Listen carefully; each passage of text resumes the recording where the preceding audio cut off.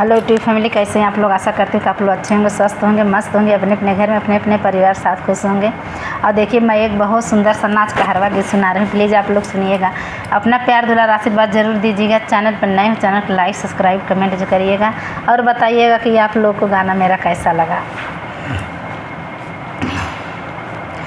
ऊंचे कुअनमा के नीची जगतिया निकरी गईल हो, राजा लइके की तबिया निकरी गईल हो, पिया लइके की तबिया निकरी गईल हो। ऊंचे कुअनमा के नीची जगतिया निकरी गईल हो, पिया लइके की तबिया निकरी गईल हो, राजा लइके की तबिया निकरी गईल हो। अरे 16 श्रृंगार कैके अइली स्कूलमा, 16 श्रृंगार कैके अइली स्कूलमा, पढ़त रहली ना 10 लड़कन के बिचमा, पढ़त रहली ना 10 लड़कन के बिचमा, पढ़त रहली ना।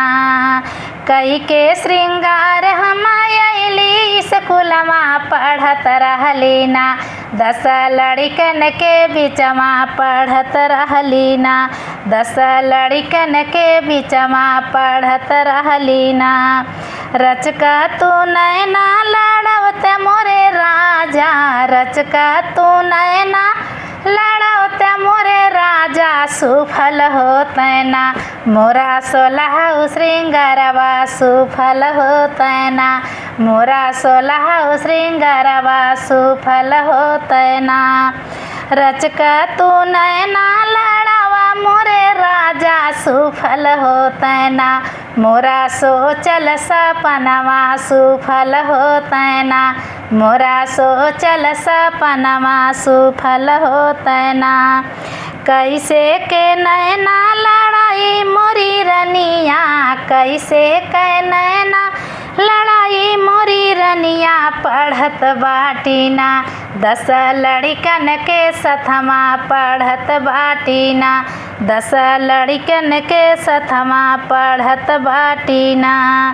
अरे कपिया चोराई छोटी ननदी के लगई बे, कपिया चोराई पिया ननदी के लगई बई, छोड़ई दे बैना, अरे छोड़ई दे बैना, तोहर बीए के पढ़ैया छोड़ई दे बैना, तोहर बीए के पढ़ैया छोड़ई दे बैना।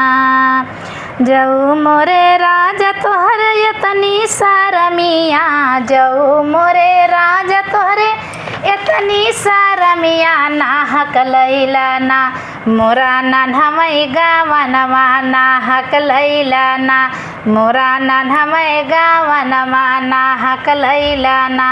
हे नाहक लैला ना हो, नाहक लैला ना, अरे नाहक लैला मोरा नन्हमई गावनमा, नाहक लैला ना। अरे हमरे काऊ कहीं अपने बापैया बेईमनमा, काऊ कहीं अपने बापैया बेईमनमा, नाहक दिहलैना मोरा नन्हमई गावनमा, नाहक दिहलैना मोरा नन्हमई गावनमा, नाहक दिहलैना।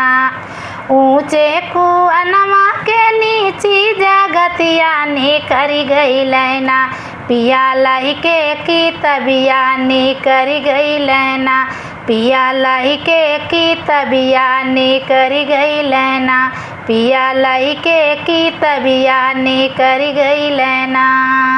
कैसा लगा मेरा नाच का हरवा गीत आप लोग सुनिएगा। सुन के चैनल को लाइक सब्सक्राइब कमेंट जरूर करिएगा और बताइएगा कि मेरा गाना आप लोग को कैसा लगा।